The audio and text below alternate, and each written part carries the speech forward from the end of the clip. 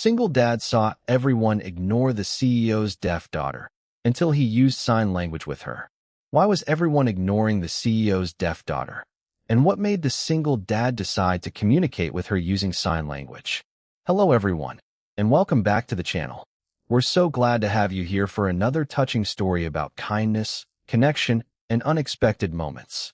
If you enjoy stories like this, please subscribe to the channel and turn on notifications so you never miss our latest uploads. Thank you so much for watching, supporting the channel, and being part of our growing community. Now, tell us in the comments, what would you do if you saw someone being ignored simply because they communicated differently? With that question in mind, let's step into the beginning of this heartfelt story and discover how it all started. Lily's hands pleated beneath the chandeliers, but every polished face turned away. The charity gala shimmered across the Grand Meridian Ballroom, where crystal glasses chimed beneath a string quartet and amber light spilled over tables dressed in white linen. Near the stage, 12-year-old Lily stood alone in a silver dress, moving her fingers with careful urgency. "Help me. Where's my mother?" A waiter carrying champagne noticed her hands, tightened his grip on the tray, and glanced toward the kitchen. "Someone will assist you, sweetheart." He hurried away without waiting for an answer. Lily turned to a woman wearing the foundation's gold donor pin. She signed more slowly this time, pointing toward the curtained corridor beside the stage. The woman offered a bright, uncertain smile. "Your seat is probably over there." Then she touched Lily's shoulder as though politeness could replace understanding and return to her conversation. Laughter swelled around the room. Silverware clicked against porcelain. Hundreds of voices rose beneath the chandeliers, yet none reached the girl at the center of them. Lily tried a staff member with a radio clipped to his lapel. He studied her hands for half a second. "I'm sorry, I don't." His earpiece crackled, and he turned away before finishing.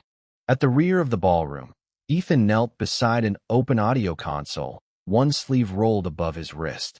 Warm dust drifted from the amplifier vents, mixing with the sharp scent of hot wiring and expensive perfume. A pulsing red indicator warned of interference in the stage microphones, but his attention had left the equipment. From behind a lattice of cables, he watched Lily approach 3 more people. A photographer lowered his camera. A donor checked his phone. An event assistant pointed vaguely toward the lobby without meeting her eyes. Each dismissal made Lily's movements smaller. Her shoulders drew inward. Her fingers, once crisp and urgent, began to falter near her chest. "Ethan," the technical supervisor's voice snapped through his headset. "Channel 4 is still humming." Ethan looked back at the console. The gala's opening address was minutes away, and one failed microphone could cost the freelance technician his next contract. "I see it." "Then fix it." He adjusted the gain, and the hum softened beneath the music. But across the room, Lily reached the edge of the stage and looked up at a giant projected photograph of herself beside the words, "Every child deserves a voice." Guests passed between her and the image, carrying champagne and auction paddles. Nobody stopped. The contradiction landed harder than any shouted insult. Ethan rose, still holding a coil of black cable. He could not yet see Claire among the executives gathered beyond the curtain, nor could he know why Lily had been left without anyone who understood her. He only knew what her hands were saying. "Please, someone look at me." Lily tried once more, this time toward the master of ceremonies rushing past with a stack of cue cards. He gently moved around her, as if she were part of the furniture. Her hands fell to her sides. The quartet ended on a bright, flawless chord, and applause thundered through the ballroom. Lily heard none of it. She watched mouths open, hands collide, faces glow, and stood inside a silence made not by deafness, but by neglect. Ethan set down the cable. The red indicator began flashing again behind him. His supervisor called his name through the headset, sharper now, but Ethan removed one earpiece and stepped away from the console. 50 feet of polished marble and indifferent strangers separated him from Lily. Then she lifted her hands one final time, and Ethan recognized the question no one else had bothered to answer. A burst of static snapped through the ballroom speakers, thin and sharp beneath the clink of crystal. The red indicator at the abandoned console flashed against coils of black cable, while Ethan's supervisor pressed the headset closer to his mouth. "Ethan, get back here." 30 seconds, Ethan replied. "You don't have 30. But Ethan was already crossing the polished marble. Cold air drifted from the ceiling vents, stirring the edge of Lily's silver dress as another wave of applause rolled around her like weather she could see but never hear. When Ethan reached her, he did not touch her shoulder or wave in her face. He moved into her line of sight, lowered himself onto one knee, and kept enough distance to let her choose whether he was welcome. Then his hands rose. "Are you looking for your mother?" Lily stared at him. Her fingers remained still, as though hope itself had become something dangerous to trust. Ethan waited beneath the warm chandelier light, one knee pressed against the hard floor, the faint smell of overheated wiring clinging to his jacket. He did not rush her. He did not exaggerate his expression.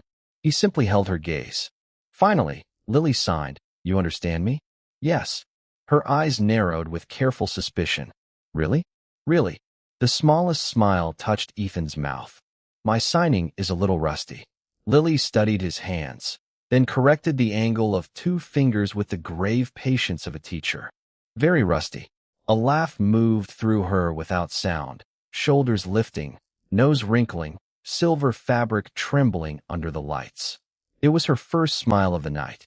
Ethan placed a hand over his heart as if wounded. "That bad?" "Worse," she sighed, and this time her grin stayed. 50 feet away, beyond the velvet edge of the stage curtain, Claire stopped between two executives. A tablet glowed in one man's hand. The other continued speaking beside her, pointing toward the ballroom and the waiting donors, but Claire no longer followed his gesture. Her attention had fixed on the technician kneeling before her daughter. She saw Lily's hands moving quickly now. She saw Ethan answer without confusion, without pity, without making the child repeat herself for his convenience. Around them, tuxedos passed, champagne shimmered, and cue cards changed hands. Yet in that small circle of marble, Lily was no longer invisible. Claire took one step toward them. An executive lightly caught her elbow and indicated the stage clock, its red numbers counting down. Claire removed his hand without looking at him. Across the room, Ethan's supervisor spoke again through the earpiece hanging against Ethan's collar. "Interference is getting worse. Return now, or I'm replacing you." Ethan glanced at the console. Then Lily touched two fingers to his sleeve, bringing his eyes back to hers. "Thank you for seeing me," she sighed. The words landed more heavily than any reprimand. Ethan answered with deliberate care. "You never needed to earn that." Lily's smile faded, but not into the loneliness from before. Her gaze shifted toward the curtain where Claire stood, then returned to Ethan. She signed one more sentence, slower this time. "Something is wrong with what they want to say about me." Behind the curtain, Claire saw the change in Ethan's face. Her gratitude gave way to a question no one in that glittering ballroom seemed prepared to answer. What had her daughter been trying to tell them all night? Gold letters drifted across the ballroom screen behind Lily, her story, her voice. The air smelled of gardenias and warm electrical wiring, while silverware chimed beneath the orchestra's polished music. Ethan kept his eyes on Lily's hands. "What are they going to say?" He signed. Lily reached into the folds of her silver dress and pulled out a cue card. Its corners softened from being gripped too tightly. The printed words were large enough for Ethan to read. "My silence has never limited me. With the Foundation's help, I finally found my voice."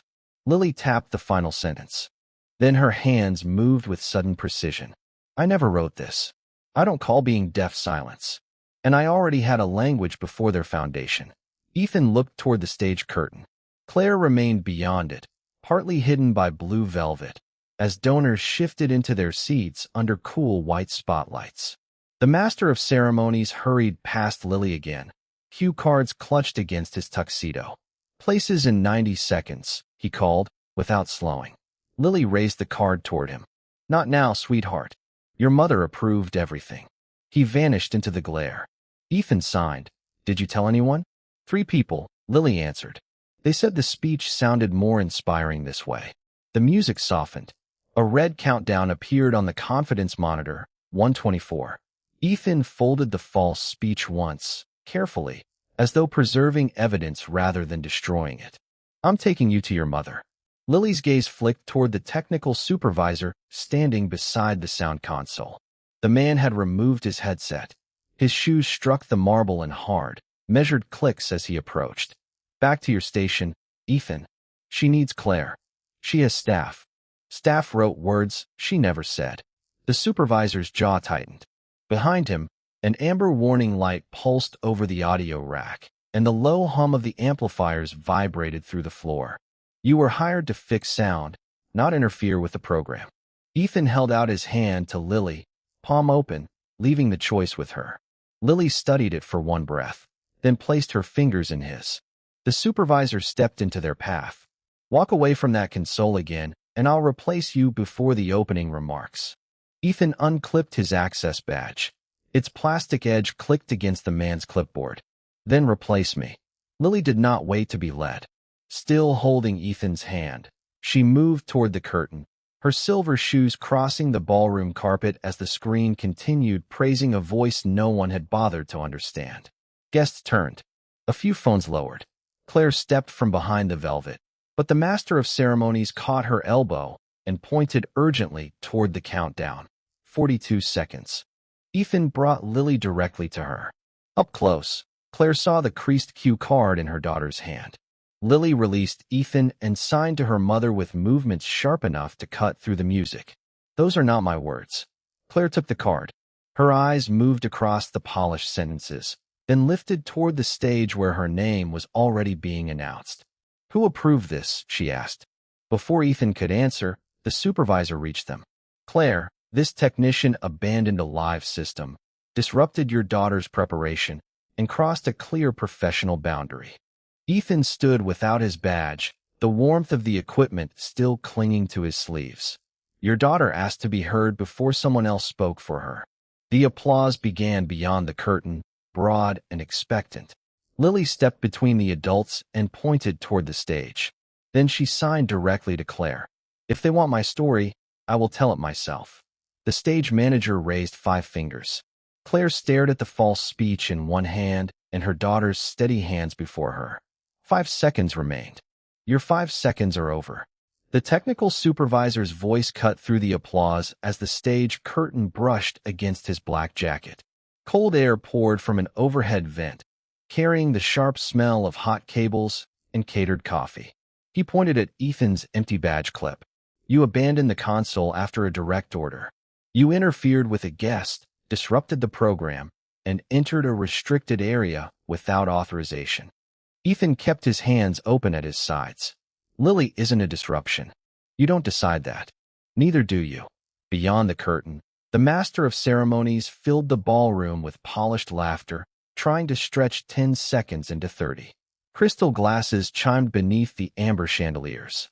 The supervisor stepped close enough for Ethan to hear the plastic edge of his credential tapping against a silver tie clip. Effective immediately, you are suspended from this event. Your remaining freelance dates are canceled pending review. He extended his palm. Headset. Ethan removed it slowly. The foam earpiece was still warm against his fingers, and a faint electrical hum leaked from the stage monitors. He placed the headset in the supervisor's hand without looking away. He helped my daughter, Claire said. He disregarded safety protocol, the supervisor replied. Then address it with me. The contract is clear. His fingers closed around the headset. He no longer works here. The words landed harder than the applause. That contract had meant groceries, rent, and another month without choosing which bill could wait. Ethan's jaw tightened once, but he did not argue. Quiet dignity was not surrender. Sometimes it was refusing to purchase security with someone else's silence. Mom. Lily touched Claire's wrist, then signed quickly. Don't save him by stopping me. Claire's thumb pressed into the false speech until the card bent across its gold lettering. Ethan began to sign that Lily did not have to face the room alone, but she caught his hands and lowered them gently. You listened, she told him. Now let me speak. The master of ceremonies appeared between the curtains, his smile thin beneath the white stage lights. Claire, we are live. We need you now. He noticed Lily moving toward the opening and blocked half the passage with one arm. "Sweetheart, your segment comes later. Your mother will explain everything." Lily looked at his arm, then at his mouth. With deliberate care, she signed, "You have explained me enough." He did not understand. Ethan did, and the supervisor saw it in his face. "Do not translate," the man warned. "You're off the event." Ethan remained still. This choice no longer belonged to him. Lily slipped around the host's arm and stepped through the curtain. Her silver dress caught the stage light like water under moonlight. The applause faltered as donors turned toward the 12-year-old standing alone at center stage. The host hurried after her and raised his microphone. "A lovely surprise from our young ambassador." Lily reached for the microphone, switched it off, and placed it on the floor. A soft thud traveled through the speakers before the audio died. Then she faced the ballroom. No podium, no prepared card, no borrowed words. Hundreds of guests watched her hands rise into the bright white light. "I am Lily," she signed, steady and precise. "This is my story. I will tell it in my language." Only Ethan understood every word. Claire understood enough. The rest of the ballroom understood nothing. And for the first time that evening, their comfort depended on whether they were willing to learn how to listen. The master of ceremonies reached toward the control booth, demanding the program continue. Claire stepped to the edge of the stage, the false speech still folded in her hand, while the giant screens behind Lily remained blank. Now the room was waiting for a translation, and the people controlling it had just suspended the only man prepared to give her one. A low electronic hum rolled through the ballroom as the giant screens stayed black behind Lily. Her silver dress caught the white stage light. Each movement of her hands reflected in the polished floor, while the air conditioning carried the cold scent of lilies and hot electrical cables. Near the front table, 3 board members closed around Claire. "Resume the presentation. The investors are watching. This broadcast is worth millions." Their whispers were sharp enough to cut through the confused rustle of 800 guests. Claire stood at the edge of the stage, gripping the false speech until its embossed paper buckled beneath her fingers. Above her, Lily continued signing to a room that could see her but could not understand her. The master of ceremonies reclaimed a second microphone. "Ladies and gentlemen, we're experiencing a brief." Claire lowered his hand. "No." The single word reached the speakers before he could pull away. The room quieted by degrees. Silverware stopped clicking, chairs ceased scraping, and the string quartet lowered their bows. A board member leaned close enough for Claire to smell the coffee on his breath.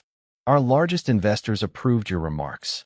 If you cancel now, you jeopardize the campaign and your position." Claire looked toward the sponsorship wall, where her company's logo glowed above Lily's photograph. Then she looked at Ethan. Without his headset or badge, he stood beyond the velvet rope beside the dark sound console, no longer an employee, yet still following every sentence Lily formed with her hands. Lily caught her mother's gaze and signed, "Don't stop me." Claire unfolded the prepared speech. Its opening line declared that the foundation had rescued her daughter from a world without language. The paper trembled once. Then Claire tore it down the center. The rip cracked through the microphone like splitting wood. "Cancel my address," she said. "Claire, cancel it. The campaign launch alone is valued at $4 million. Then $4 million can wait for one 12-year-old girl to finish a sentence." She crossed to the control panel beneath the stage. The technical supervisor moved to block her, but Claire pressed the display switch herself. The giant screens flashed from black to white, flooding the ballroom with cold light. Lily's hands appeared 40 feet tall behind her, clear, deliberate, impossible to overlook.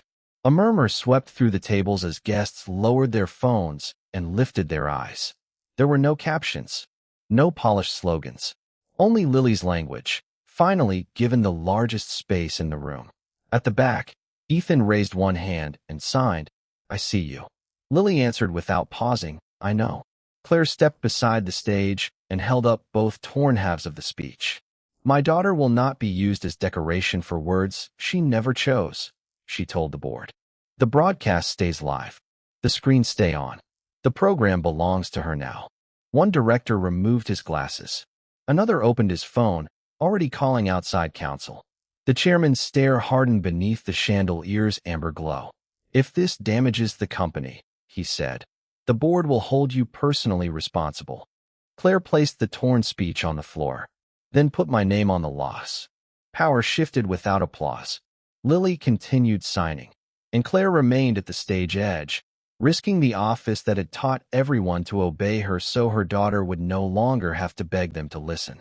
But as the camera moved closer to Lily's hands, the ballroom faced a new problem.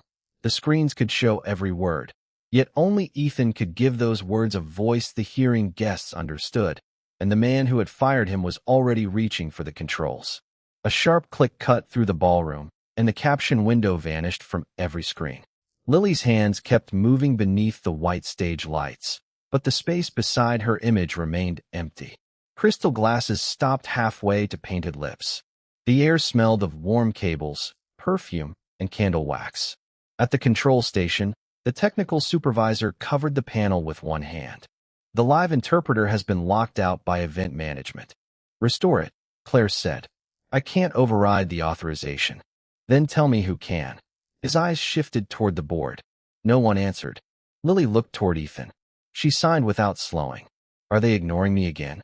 Ethan's suspended badge lay on the console, its plastic edge catching the amber light. His phone vibrated in his pocket. A message from the staffing agency glowed across the screen. "Leave the stage area now, and we may preserve your remaining contracts." He read it once, then placed the phone face down beside the badge. The supervisor lowered his voice. "Walk away, Ethan. I can still say you cooperated. And if I stay, you'll never work one of our events again." The ventilation whispered above them. Silverware settled against china with tiny, nervous taps. Ethan removed the last piece of company equipment clipped to his belt and set it on the console. Then he walked into the light. The master of ceremonies stepped into his path. "Sir, this is a private program." Ethan passed him without touching him. Claire did not summon security. Lily watched him approach, then shifted 2 steps to give him room. That small gesture carried more respect than anything the ballroom had offered her all evening. Ethan faced the guests while Lily continued in American Sign Language. His voice entered the silence calmly. "She says deafness is not emptiness. It is not tragedy, and it does not make her anyone's symbol." A murmur moved beneath the chandeliers. On the giant screens, Lily's hands were steady. Beside her, Ethan interpreted each sentence without softening it for donors or polishing it for the board. The technical supervisor reached for the camera feed. Claire placed her hand over the control switch. "Touch it," she said, "and your suspension becomes permanent." This time, he stepped back. Lily paused and signed a question directly to Ethan. "Why did you learn?" His throat tightened. For one breath, only the speaker's faint electrical hiss remained. "My daughter, Nora, was deaf," he said. "She died 4 years ago." The room did not move. Ethan opened his hands, the gesture slower now. "I learned because I promised her she would never have to fight alone to be understood. After she was gone, I stopped signing." Tonight, Lily asked for help the same way Nora used to, and everyone kept looking past her. He turned toward Lily, not the donors. "I couldn't break that promise twice." Lily touched 2 fingers to her chin, then extended her hand toward him. "Thank you." Ethan answered, "I'm here," and resumed interpreting. The choice cost him his remaining work, but it restored every word the locked system had tried to erase. Then Lily's signing changed. Her movements sharpened, and her gaze left Ethan for the board members seated below.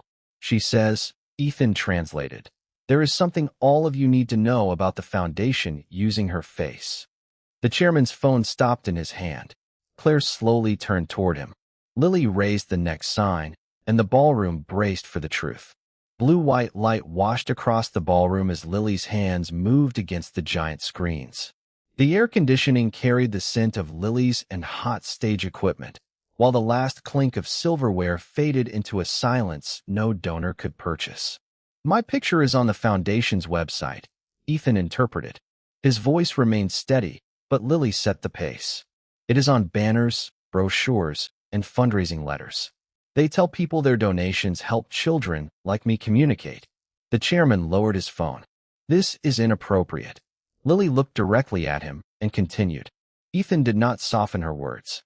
Last year, the foundation removed captioning from 12 community events. It canceled interpreter support for 28 families. It also closed the after-school access program I visited for the campaign photographs. A murmur traveled beneath the chandeliers. The chairman rose, smoothing one hand over his tuxedo jacket. Those were temporary budget adjustments. Then why did the fundraising campaign say the programs were expanding? Ethan translated Lily's question exactly.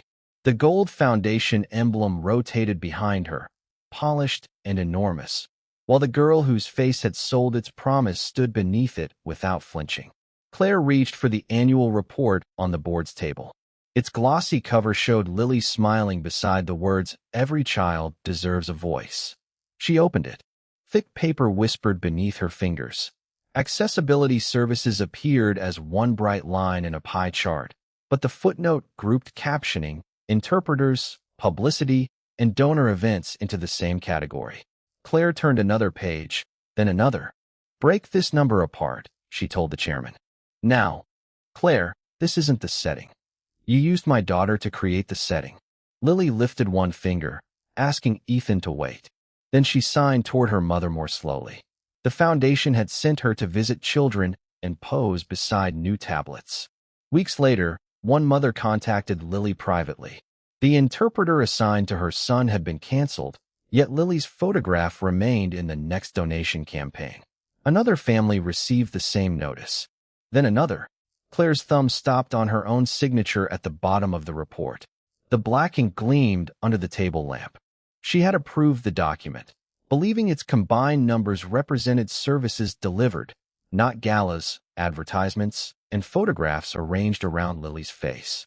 "You told me access spending increased," Claire said. The chairman's jaw tightened. "Public engagement is access." Lily's reply came before Ethan could look away. "A picture of me signing is not an interpreter for a child who needs one." The sentence crossed the room in Ethan's voice, but its authority belonged entirely to her. Several guests lowered their programs. A donor near the stage turned his brochure face down when he saw Lily's portrait on the cover. Claire pulled the report free from its silver binding and laid the signed page beneath the chairman's hand. "Did the board classify promotional expenses as accessibility services?" "We classified them according to approved reporting standards." "Did you tell me actual accommodations had been cut?" He offered no answer. Only the low electrical hum from the screens remained. Claire looked from the misleading chart to Lily, whose hands had finally become still. The deception was no longer hidden inside accounting language. The board had borrowed a deaf child's image, erased deaf children's access, and persuaded their CEO to certify both with one signature. Claire closed the report with a flat crack. The chairman leaned toward her, his voice barely above a breath. "If you challenge this board publicly, we will call an emergency vote before midnight." Claire slid the report across the table toward him. "Then keep your phone ready." The chairman had threatened her position, but every face in the ballroom was now turned toward the board, and for the first time that night, it was power that had nowhere to hide. A phone vibrated against the chairman's glass table, its sharp rattle cutting through the ballroom's electrical hush. Beyond the stage, candlelight trembled across untouched plates, and the air smelled of hot cables, coffee, and wilting roses. Claire took the wireless microphone from its stand. "The event director is suspended, effective immediately." The master of ceremonies lowered his cue cards.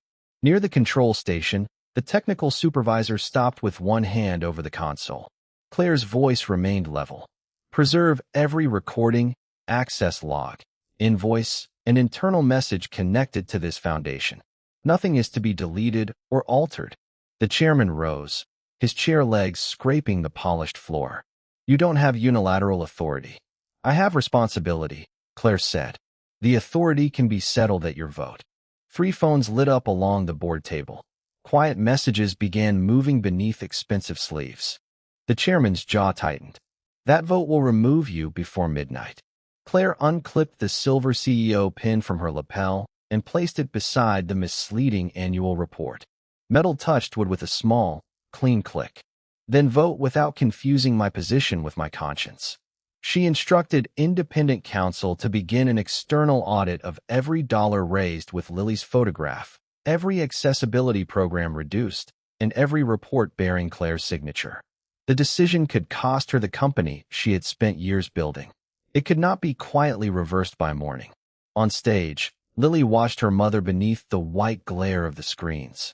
Then she crossed the carpet and reached for Claire's hand. Her fingers were cool. Her grip was not. Lily signed with her free hand, and Ethan interpreted softly. "If they take your job, will you regret listening to me?" Claire turned toward her daughter before answering. "I'll regret every day I didn't." The ballroom stayed still long enough to hear the ventilation system breathe. Then Lily pressed her palm against Claire's, not asking to be protected now, but standing beside the woman who had finally chosen to see her clearly. An event accountant approached Ethan with an envelope and a strained smile. "Ms. Claire authorized a substantial payment for what you did tonight." Ethan did not touch it. His surrendered headset lay on the console behind him, its foam earpiece catching a strip of blue light. "Pay me for the hours I worked," he said. "Nothing more." Claire studied him. "Then tell me what you want." Ethan looked at Lily, whose language had crossed the room only because someone had refused to turn away. Certified interpreters at every foundation event. Accurate captions on every broadcast. Deaf children involved in every decision made about them. His voice roughened, but it did not break. And no child's face on a campaign unless that child can understand, question, and reject what is being said in their name. Lily released Claire's hand long enough to sign one final condition. Ethan watched carefully, then spoke it exactly as she gave it. "Don't build another program for us without us." Claire ordered the demands entered into the audit mandate before the board could vote. Across the ballroom, guests began raising their phones, not to photograph Lily, but to record the commitments made to her. The chairman checked the time. 11:17 p.m., 43 minutes, he said. "Then you're finished." Claire faced him with Lily beside her and Ethan one step behind them. 43 minutes is enough time to learn who this room believes. At that moment, the first donor stood and lifted both hands, awkwardly forming the sign Lily had used all night. "Listen." Then another rose. And another. The vote was coming, but before power could decide Claire's future, the ballroom would have to decide whether listening to Lily had changed its own. The low hum of the ballroom softened as more chairs slid across the polished floor.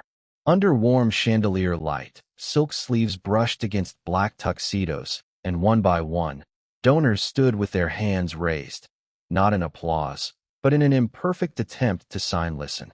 Lily watched them. Then she gently shook her head. "Not for me." Ethan translated. "To one another." The room went still. Air conditioning whispered through the ceiling vents, carrying the faint scent of coffee and candle wax as Lily stepped down from the stage. She approached an elderly donor in the front row, adjusted the angle of his palm, and showed him the sign again. This time, he copied her carefully. Others lowered their phones and followed. No cameras, no speeches, just hands learning to make room for a language they had ignored. At the control station, the technical supervisor placed both hands above the console. Claire's voice carried across the room. "Preserve every access log, every recording, every command." The supervisor nodded, removed a flash drive from the panel, and sealed it inside an evidence envelope. Beside the stage, the master of ceremonies lowered his cue cards and let the printed program slip against his leg. The gala no longer belonged to him. At 11:52 p.m., the chairman called the emergency vote. "Remove Claire tonight," he said, "or accept the financial consequences of her decision." No one moved toward the board table. A donor near the aisle tore his pledge card in half. "My contribution remains," he said, the paper cracking sharply in the quiet, but only under the standards Lily requested. Another donor stood, then a foundation partner, then 3 corporate sponsors. Each made the same condition: certified interpreters, accurate captions, independent oversight, and deaf children seated wherever decisions about them were made. The chairman stared at the clock as midnight arrived with no majority behind him. His emergency motion failed.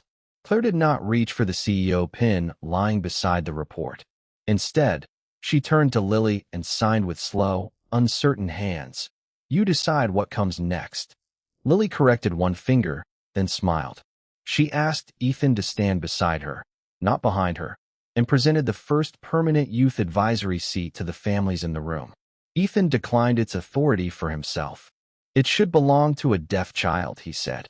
"I'll help the hearing adults learn when to stop speaking." The first laugh of the night rose without cruelty, warm and brief. Weeks later, the foundation's entrance displayed no portrait of Lily. In its place stood a screen with captions, an interpreter schedule, and a rotating council of deaf students approving every program created in their name. Claire remained CEO under independent oversight. The event director was dismissed after the audit confirmed deliberate access cuts, while every diverted dollar was restored to services. Ethan received no reward check. He accepted a permanent accessibility contract instead, with one condition written into every agreement: no child would be spoken for while they were present. On the first morning of the new council, sunlight poured through tall windows and warmed the oak conference table. Lily tapped twice to begin. Executives lowered their papers. Interpreters raised their hands. Ethan sat at the edge of the room, carrying Nora's promise without letting it eclipse Lily's voice. Lily looked toward him and signed. "They're listening now." Ethan answered, "Because you made them." And in a room once filled with people who could hear everything except her, Lily finally taught them that listening begins when dignity is allowed to speak.